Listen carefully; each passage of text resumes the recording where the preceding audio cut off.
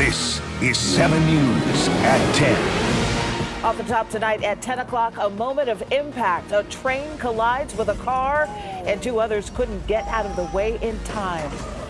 That wild wreck leaving one person hurt and witnesses shaken. The night team's Nicole Insalata is live in Fort Lauderdale now with our top story tonight. Nicole.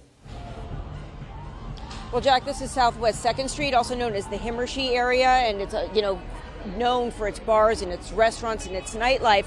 And this is pretty much what it looked like last night. These are the railroad tracks right here in front of me that we're referring to, where all of this happened. And in fact, where we're standing is where a group of people were waiting to cross over the tracks, to go to their cars and things like that. But you can see there's still pieces of those cars left behind right here after the impact.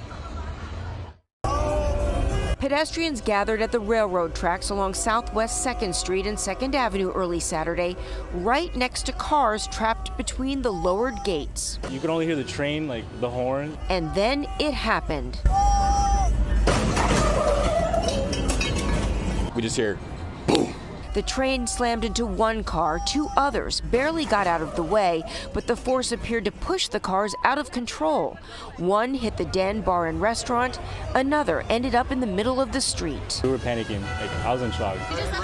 One of the cars careened into a pedestrian, sending her to the hospital. But back to the crash itself. As the train spun the black car around, a piece of it slammed right into the back of a woman rushing away. Andres Chaparro shot this video of the nearly unrecognizable car crushed between the train and a pole, and a man, possibly the driver, sat stunned on the curb. And we're all just trying to help out, panicking, what just happened, and we're just all freaking out. Saturday night, things almost back to normal. The Den back open. With all the people who walk around and all the people who usually come to the Den, I'm very surprised it wasn't worse than it was. This woman, who did not want to show her face, says she saw it happen and she's still shaken. Definitely something I've never seen before and I don't want to see again. It was traumatizing. And you can see right here that the Den Restaurant still and Bars has the sign up that they are open, and that's exactly where that car ended up, right there early in the morning this morning. Now, as for the person who was taken to the hospital, we still do not know her condition, and the Fort Lauderdale Police Department says an investigation is ongoing. Reporting live in Fort Lauderdale tonight, Nicole Insalata, 7 News, Night Team.